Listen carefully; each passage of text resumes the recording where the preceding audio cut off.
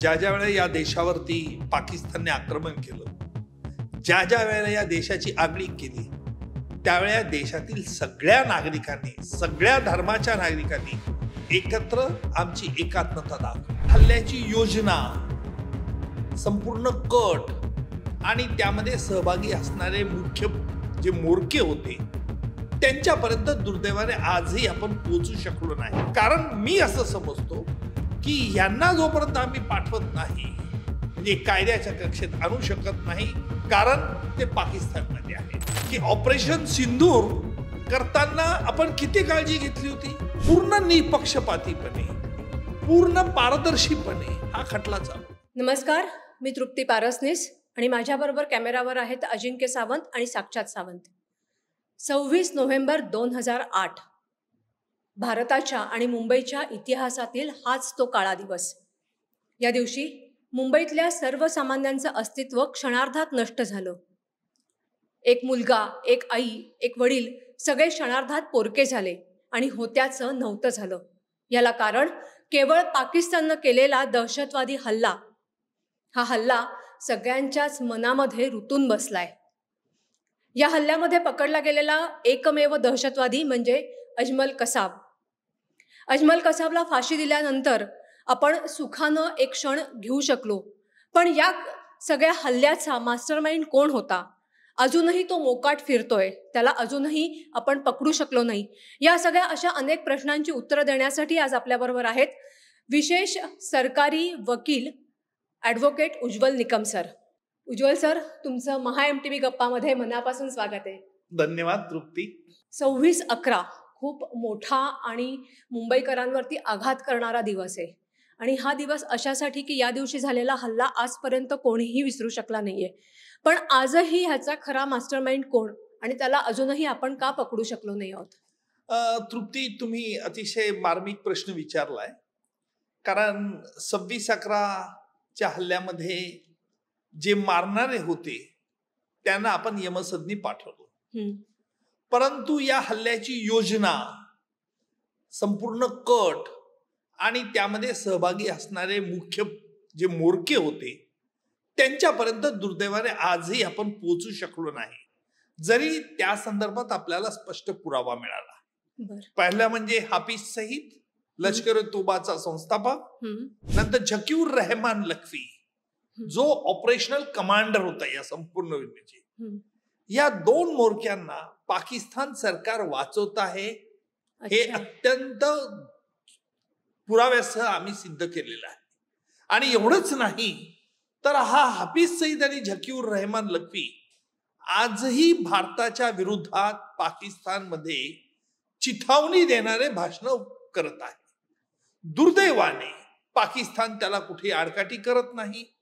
आणि आपण जो तृप्ती म्हणाला की खऱ्या अर्थाने या म्होरक्यांना आपण पाठवलं का यमसदनी? नाही. खऱ्या अर्थाने 26/11 हल्ल्यामध्ये जे धारार्थी पावले शहीद त्यांना आम्ही न्याय दिला का? नाही. कारण मी असं समजतो की यांना जोपर्यंत आम्ही पाठवत नाही, म्हणजे कायद्याच्या कक्षेत आणू शकत नाही, कारण ते पाकिस्तानमध्ये आहेत. आणि म्हणून मला असं वाटतं की आपलं सरकार हे सक्षम आहे.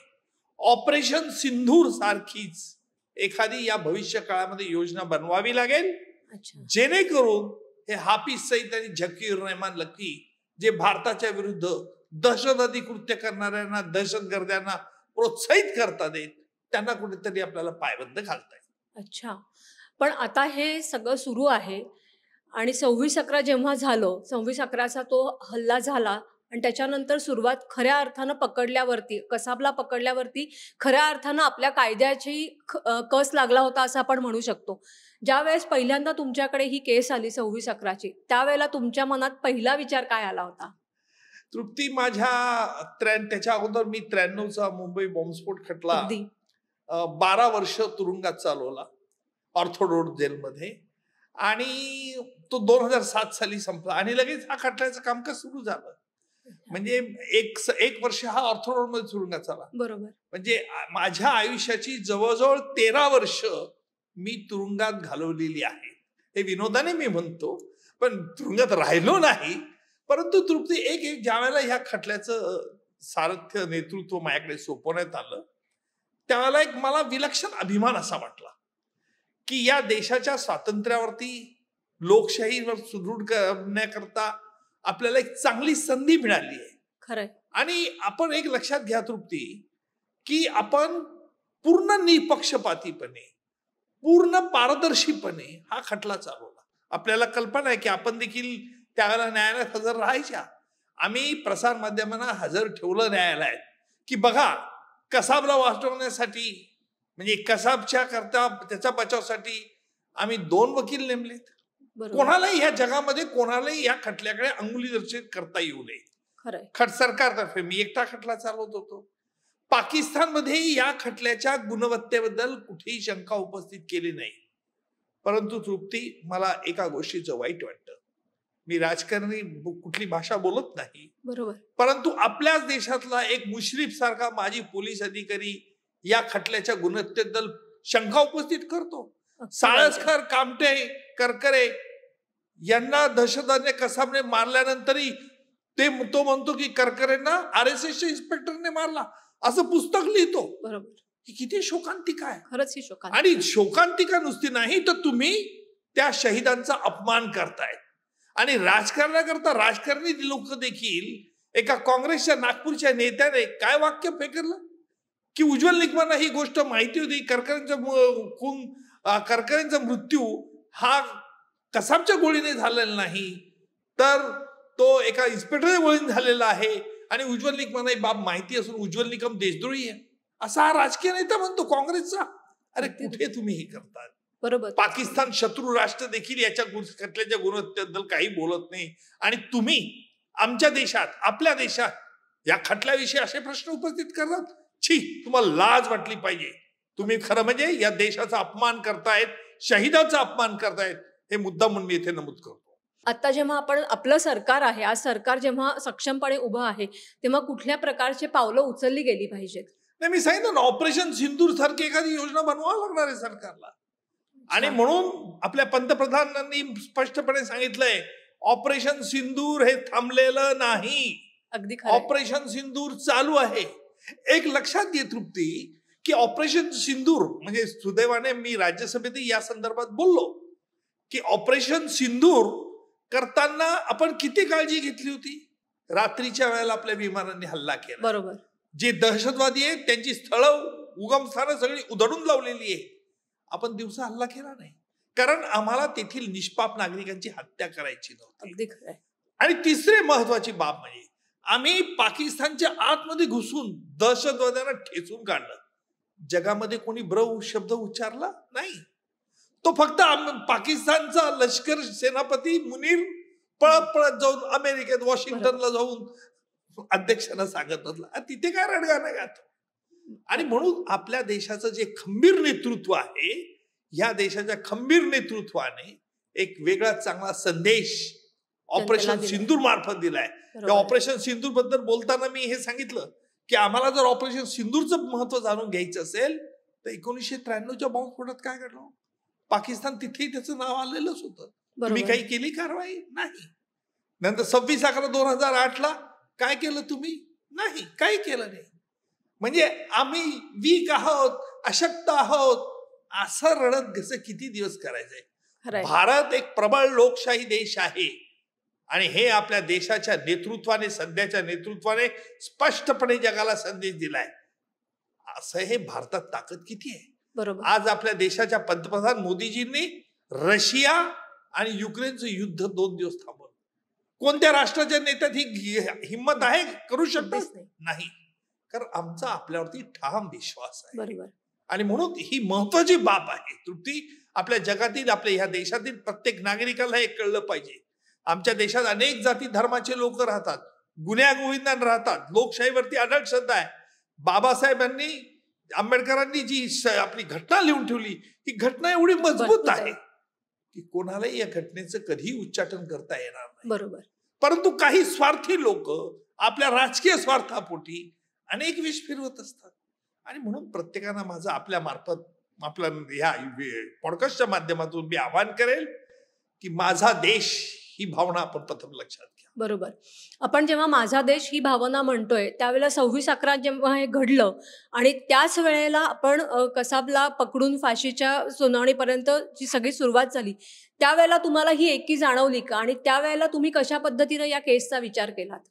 एक तृप्ती मी कबूल करेन की ज्या ज्या वेळेला या देशावरती पाकिस्तानने आक्रमण केलं, ज्या ज्या वेळेला या देशाची आगळीक केली, त्यावेळेला देशातील सगळ्या नागरिकांनी, सगळ्या धर्माच्या नागरिकांनी एकत्र आमची एकात्मता दाखवली. आणि म्हणूनच आपल्या देशाच्या पंतप्रधानांनी ऑपरेशन सिंधूर नंतर सगळ्या देशात पाठवलं. MIM ची ओवेसी जाऊनही आज त्यांनी सांगितलं की काय तुम्ही बोलतात. म्हणजे पाकिस्तानला असं वाटतं की इथल्या मुस्लिमांना चिडवून हिंदू मुस्लिम असा वाद निर्माण करू इच्छित असतील तर त्यांना ते त्यांचं वेड्याच्या नंदनवनात आहे. कारण तसं होत नाही. या देशाच्या भूमीचा हाच मोठा गुणधर्म आहे की तुम्ही कितीही हा धार्मिक कलह निर्माण करण्याच्या बाह्यशक्तींनी केला परिणाम तर कधी यशस्वी होणार. आपण आता हिंदू मुस्लिम बोलत होतो, तर जेव्हा कसाबला पकडलं तेव्हा त्याच्या हातामध्ये पूर्ण ते एक हे बांधलेलं होतं रक्षा कवच सारखं आणि प्लस त्याच्याकडे लाल धागा बांधला होता. तृप्ती, त्याच्या मागचं कारण हेच. त्या वेड्या पाकिस्तानवाल्यांना वाटतं, या अतिरेक्यांना जे त्यांचे आश्रयदाते त्यांना वाटतं या देशामध्ये हिंदू मुस्लिम आम्ही कलह निर्माण केला तर या देशाची एकात्मता संपुष्टात नाही. बेट्यांनो, तसं होत नाही. अरे काश्मीरचा 370 आमच्या देशाच्या गृहमंत्र्यांनी रद्द केला. आमच्या देशाच्या गृहमंत्र्यांनी भगवाजींनी आपला राष्ट्रध्वज फडकवला, जो कधी फडकवत नव्हता. शांततेत नाही. आज काश्मीर मधल्या मुस्लिमांना देखील शांतता, उद्योगधंदे त्या खोऱ्यामध्ये हवे आहेत. आणि म्हणून हे मी राजकीय बोलत नाहीये, मी अनेक खटल्यांचे मी सांगतो. आणि तृप्ती, तुम्ही जो प्रश्न विचारला की हे 10 अतिरेकी आले होते, यांनी लाल धागा बांधला होता, कशा करता? त्यांचे जो आयडेंटिटी कार्ड हिंदू होते. मी सगळे या खटल्यातील प्रिन्सिपॉलांना बोलवलं, जे जे हिंदू आयडेंटिटी कार्ड होते ना, आणि त्यांना विचारलं की अजमल अमीर कसाब, त्याचं नाव मद्रासच्या कॉलेजमधलं, की हिंदू नाव सलुंकी फलुंकी काहीतरी नाव असं होतं, आता नाव आठवत नाही मला. ते नाव हा विद्यार्थी आहे का? नाही. आता लाल धागे त्यांनी 10 अतिरेक्यांनी बांधले होते, हिंदू आयडेंटिटी कार्ड बांधले होते, कशा करता? तुम्हाला वाटलं आमच्या देशामध्ये हिंदू मुस्लिम मध्ये जरी पडेल? नाही, चुकीचा. तुम्ही मूर्ख आहात. असं होत नाही. या देशाच्या भूमीचा हा गुणधर्म आहे. आणि म्हणून मी नेहमी म्हणत असतो की राजकीय नेत्याने देखील आपले अभिव्यक्ती स्वातंत्र्य व्यक्त करताना देखील थोडं चिंतन केलं पाहिजे. खरं. जे परकीय जे करू इच्छितात ते तुम्ही आम्ही होऊ देता कामा नये. बरोबर. आता तुम्ही जे सांगत होता की तुम्ही 93 तुम्ही म्हणजे अनेकच बॉम्बस्फोटाच्या केसेस लढलेल्या आहेत.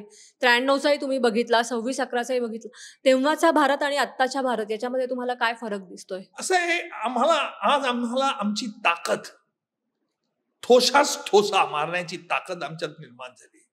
शिवाजी महाराजांनी लढले नाहीत. छत्रपती शिवाजी महाराजांनी हिंदवी स्वराज्य स्थापना करता किती स्वतःच्या तब्येतीला हे हाल केले.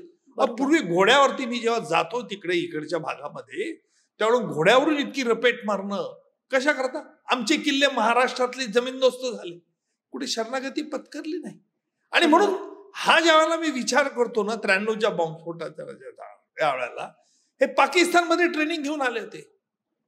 हे जे ज्यावेळेला आमचे होम टेररिस्ट होते या देशातले, आपल्या महाराष्ट्रातले, ते पाकिस्तानमध्ये कसा टाइम पेन्सिल डिटोनेटर लावायचे, एकाच वेळेला कसे बॉम्ब फोडायचं, याचं ट्रेनिंग पाकिस्तानमध्ये घेतलं.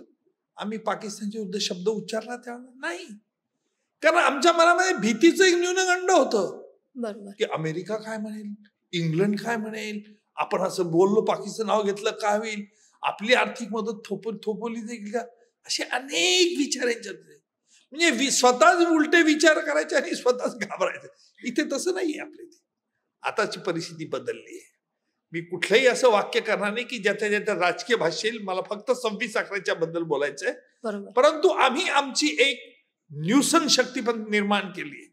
आमच्या वाटेला गेलात तर खबरदार. बरोबर. हा मोठा मेसेज आम्ही दिलेला आहे. 26/11 केस जेव्हा तुम्ही लढायला सुरुवात केली त्यावेळेला तुम्हाला किंवा तुमच्या कुटुंबाला धमक्या आल्या होत्या का? आणि त्यातनं तुमचं मन कशा पद्धतीनं तुम्ही सक्षम केलं? तृप्ती, मी तुमच्याशी बोलताना तुम्हाला असं वाटतं का मी इतक्या उघडपणे बोलतो म्हणजे कोणाला घाबरतो? नाही.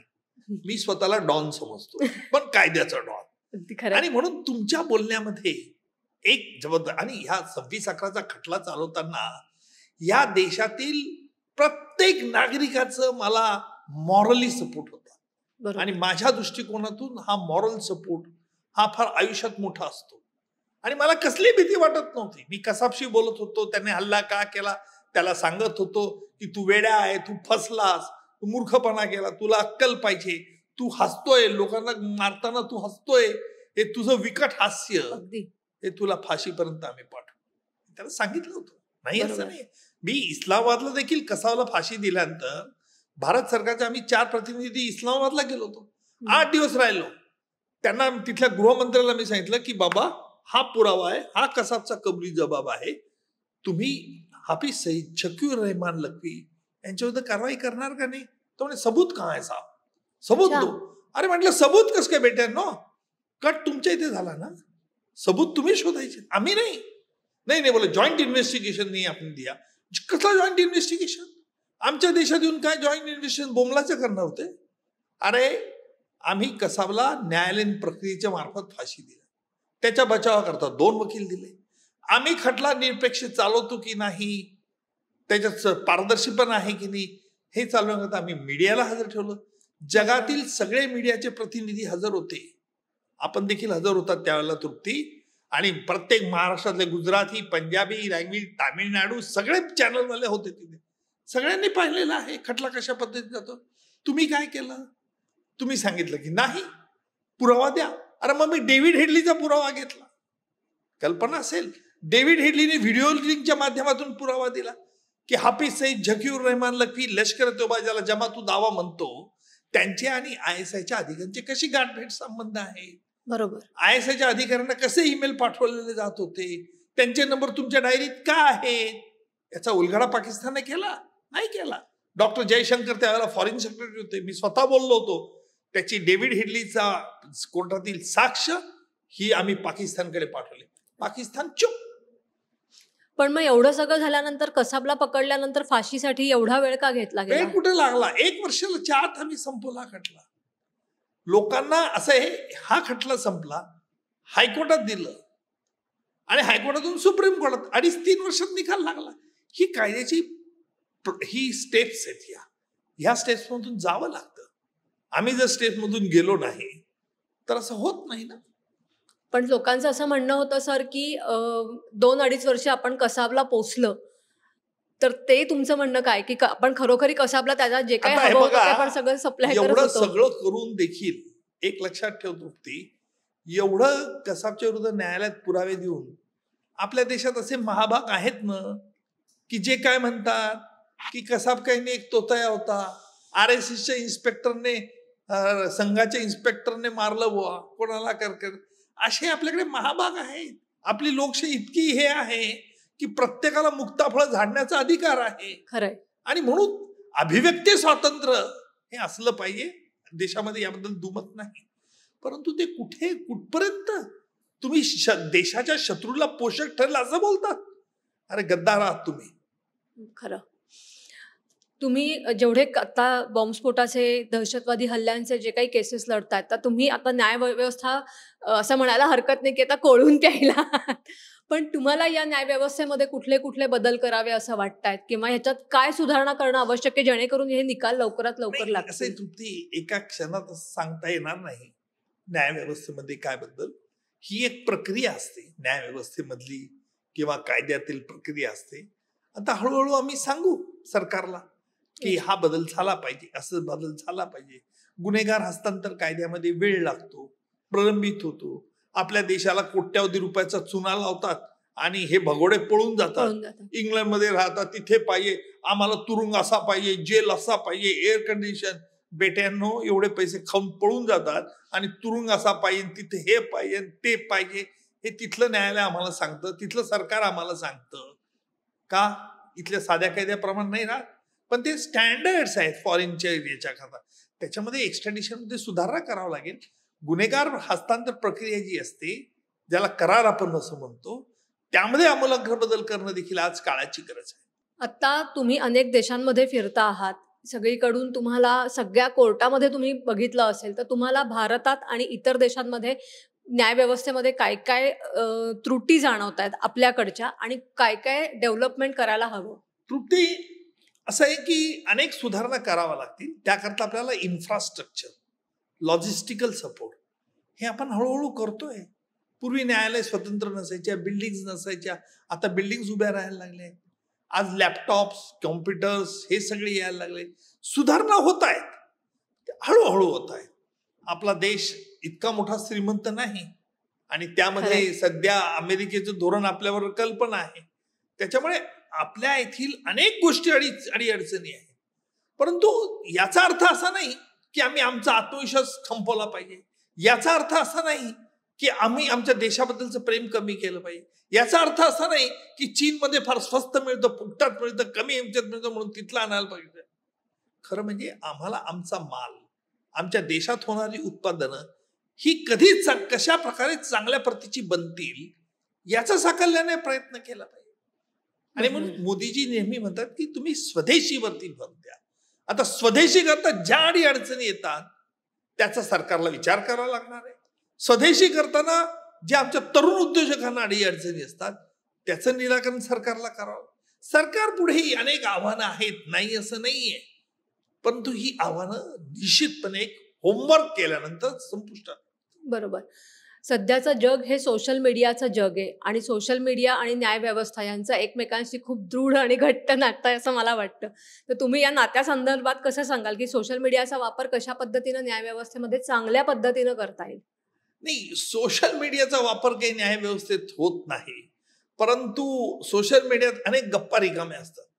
मी तुमच्याशी बोलतोय याचा काही वेगळा लोक अर्थ काढतील. म्हणजे मी एक बघितलं की राजकारणात आल्यानंतर हे तुम्ही त्याला एक विशिष्ट विशेषण लावत असता आणि या विशिष्ट विशेषणामुळे चांगली लोक राजकारणात यायला झिजावत नाही.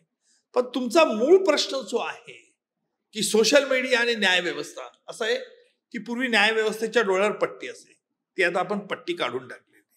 नवीन आपले माजी सरन्यायाधीश चंद्रचूडजी यांनी सांगितलं पट्टी काढा, उघड्या डोळ्यांनी बघू द्या. आता उघड्या डोळ्यांनी तुम्ही जेव्हा बघतात तेव्हा देखील तुम्ही शुद्धीपणे बुद्धी वापरली पाहिजे. अगदी खरं. आणि न्यायव्यवस्था आज आमच्या सामान्य माणसाच्या मनातील एक मोठा आशेचा किरण आहे. दुर्दैव असं आहे की मी फौजदारी खटल्यांबद्दल बोलतो की एखाद्या खटल्यामध्ये पुरावा असून जेव्हा आरोपी सुटतो तेव्हा लोकांच्या मनात संशयाचे भूत उभे राहतात की का सुटला, पुरावा का न्यायालयाने पाहिजे.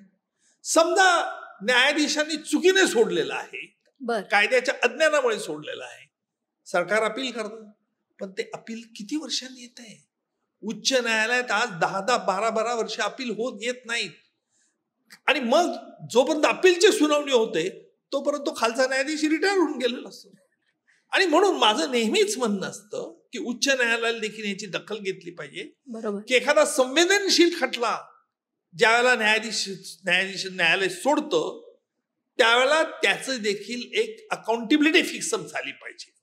बरं, अकाउंटेबिलिटी फिक्स बरोबर म्हणजे असं नाही की कोण चुकलं कोण बरोबर, पण जर तो अपिलात त्वरित निकाल त्याचा झाला पाहिजे.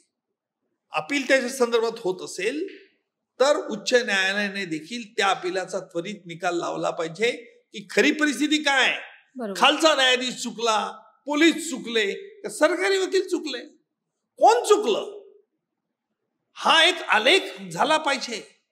आणि आजही मला दुर्दैवाने खेदाने नमूद करावं लागेल, मी जे काही खटले चालवले 1-2 म्हणजे सुटले, बाकी तर बहुतेक शिक्षा झाल्या, पण जे 1-2 सुटले जे माझ्या मते त्याच्यात पुरावा भक्कम होता, न्यायाधीशांना तो पुरावा पटला नाही. आता न्यायाधीशांना पटला नाही की बेनिफिट ऑफ डाऊट गेला, संशयाचा फायदा गेला. मग संशयाचा फायदा गेला, आरोपी सुटतो, आम्ही अपील करतो, अपील 5-5, 7-7, 8 वर्षी येत नाही. त्याच्यामुळे काही वेळेला काही न्यायाधीशांची मानसिकता अशी झालेली आहे की खटला सोडून द्या, अपील जेव्हा होईल तेव्हा होईल, बघता येईल. म्हणजे खरं म्हणजे ज्या न्यायाधीशाकडे निकाल होतो त्या निकालाचं देखील मूल्यमापन होणं जरुरीचं आहे. सरकारने करू नये, करावं उच्च न्यायालय, सर्वोच्च न्यायालय. बरोबर. मी परत पहिल्या प्रश्नाकडे येते की मास्टर माइंड 26/11चा मास्टर माइंड कधी पकडला जाणार आणि आपण त्याच्यावरती पूर्ण पडदा कधी पाडणार? आता हे बघा, मी मगाशी सांगितलं की त्याच्यावरती ऑपरेशन सिंदूर सारखं काहीतरी करावं लागेल, अच्छा. कारण पाकिस्तान त्याला वाचवत आहे. आता ऑपरेशन सिंदूर म्हटलं म्हणजे तुमच्या लक्षात येईल तृप्ती, जास्त बोलायला नको. बरोबर. म्हणजे आता लवकरात लवकर पुन्हा एकदा पावलं उचलण्याची आणि ऑपरेशन सिंधूरची नाही असं गरज मी आहे. म्हणत नाही, करायला पाहिजे. आता होईल की नाही ते मला सांगता येत अच्छा. नाही. बरोबर. ते आता ते सरकारला ठरवावं लागतं. बरोबर. सगळ्या परिस्थितीचा विचार करून सरकारला ठरवावं लागतं. तुम्ही एवढ्या केसेस लढल्या आहेत, त्यातलं तुम्हाला जास्त चॅलेंजिंग वाटलेली केस कुठली होती? तृप्ती असं हे सांगता येत नाही, कारण प्रत्येक खटला मी हा चॅलेंज म्हणून स्वीकारत असतो. कारण हा खटला फार चॅलेंजिंग होता, हा खटला असं नाहीये. काही खटल्यात प्रत्यक्षदर्शी साक्षीदार असला तरी तो चॅलेंज वाटत असतो. कारण साक्षीदार केव्हा फुटून जाईल किंवा आरोपीतर्फे उलट टप्प्याची त्याच्यात तो केव्हा फसून जाईल. कारण साक्षीदार हा सामान्य माणूस असतो. बऱ्याच वेळा तो न्यायालयात पहिल्यांदा चढत कोर्टात पायरी येत असतो. अगदी खरं. आणि कोर्टात पहिल्यांदा येत असताना त्याला ही कल्पना नसते की काय बोलावं, काय बोलू नये, घाबरून जातो. आरोपींच्या वकिलांना विविध प्रश्नांना त्याला तोंड द्यावं लागतं. मग त्याला वाटतं मी पाप केलं की काय न्यायालय, अशी परिस्थिती. बरोबर. त्यामुळे सरकारी वकील म्हणून त्याला धीर द्यावा. म्हणजे काही वेळेला न्यायालयात मी वडिलांची भूमिका स्वीकारतो, साक्षीदाराला धीर देतो, आरोपीचे वकील ओरडत असले तर त्यांना दाबावं लागतं.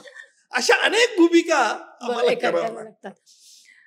26/11च्या जेव्हा हल्ला झाला त्यावेळेला त्याच्यानंतर सुरक्षा व्यवस्थेवरती आपला प्रश्न खूप महत्वाचा ठरला की आपली भारताची सुरक्षा व्यवस्था खूप तकलादू आहे असं म्हटलं गेलं. ह्याच्यावर तुमचं काय म्हणणं आहे? नाही, माझं म्हणणं हे चुकीचं आहे. तकलादू काही नाही, हा अतिरेक्याने अचानकपणे केलेला हल्ला आहे. भारत एवढा मोठा देश आहे की प्रत्येक ठिकाणी तुम्ही प्रत्येकाला सुरक्षा किंवा प्रत्येक ठिकाणी पोलीस ठेवू शकत नाही. परंतु आम्ही आता डेव्हलप होत चाललोय. अनेक पाठीशी असलेले अनुभव घेऊन सरकारने अनेक उपाययोजना केल्या. उज्ज्वल सर, तुम्ही 26/11चा खटला जो लढला त्याच्यामुळे आज प्रत्येक भारतीय, प्रत्येक नागरिक सुखाने जगू शकतो आहे, राहू शकतोय. किमान तेव्हा त्याला एक जाणीव आहे की आज आपण सुरक्षित आहोत. आणि या सगळ्यामागे तुमचं कौशल्य, कसब अगदी महत्त्वपूर्ण आणि जोखमीचं आहे. आणि तुम्ही मला वेळात वेळ काढून इथे आलात आणि मला MTBसाठी वेळ काढून माझ्याबरोबर 26/11 विषयी महत्त्वपूर्ण माहिती दिली आणि गप्पाही मारला. यासाठी महा MTB तर्फे तुमचे मनापासून धन्यवाद. थँक्यू तृप्ती, थँक्यू. 26/11 कोणालाच न विसरणारा दिवस आहे. पण हा दिवस कोण कशा पद्धतीनं जगलं, कोणाला कशा आठवणी आल्या आणि आता अखेर आपण सुखानं जगू शकतोय, हे सगळं दाखवून देणारे आज ॲडव्होकेट उज्ज्वल निकम सर आपल्याबरोबर होते. तुम्हाला आमचा हा पॉडकास्ट कसा वाटला हे आम्हाला नक्की कळवा. त्याचबरोबर कोणत्या कोणत्या विषयाचे पॉडकास्ट बघायला आवडतील हेही आम्हाला कमेंटमधनं जरूर कळवा. त्यासाठी महा MTBला लाईक करा, शेअर करा आणि सबस्क्राईब करा. धन्यवाद.